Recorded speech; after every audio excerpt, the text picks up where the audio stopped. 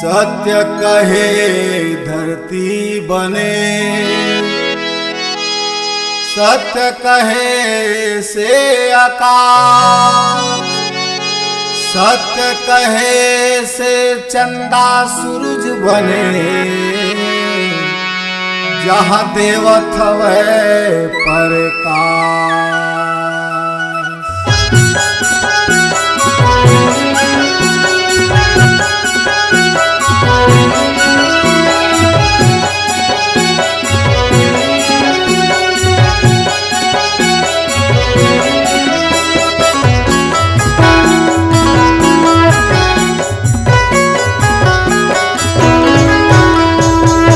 अमर बिरुवा लगाए गुरु मोर, अमर बिरुवा लगाए, अमर बिरुवा लगाए गुरु मोर, अमर बिरुवा लगाए। घट घट सतनाम समाए हो गुरु, अमर बिरुवा लगाए। घट घट सतनाम समाए हो गुरु, अमर बिरुवा लगाए।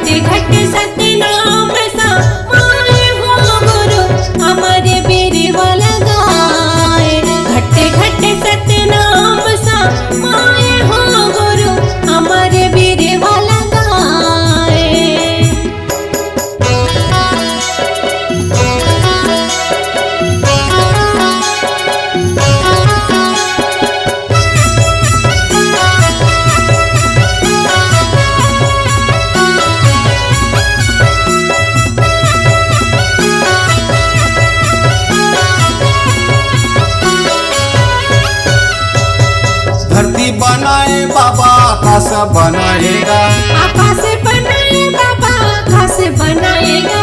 पवन बनाए बाबा पानी बनाएगा, पानी बनाए बाबा पानी बनाएगा।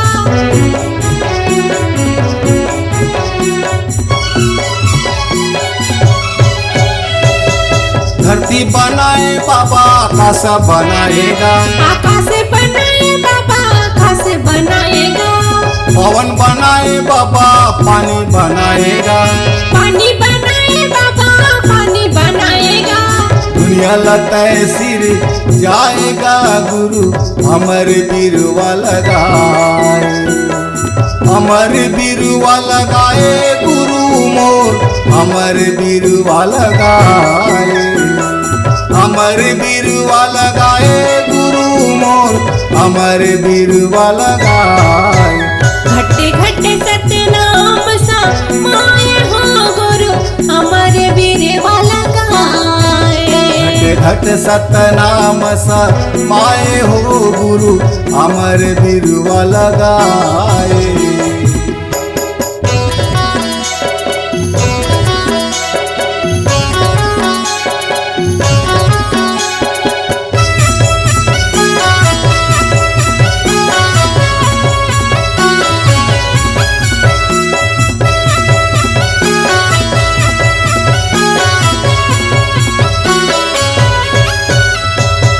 चंदा बनाए बाबा सूरज बनाएगा, सूरज बनाए बाबा सूरज बनाएगा। दिन बनाए बाबा रात बनाएगा, रातें बनाए बाबा रात बनाएगा।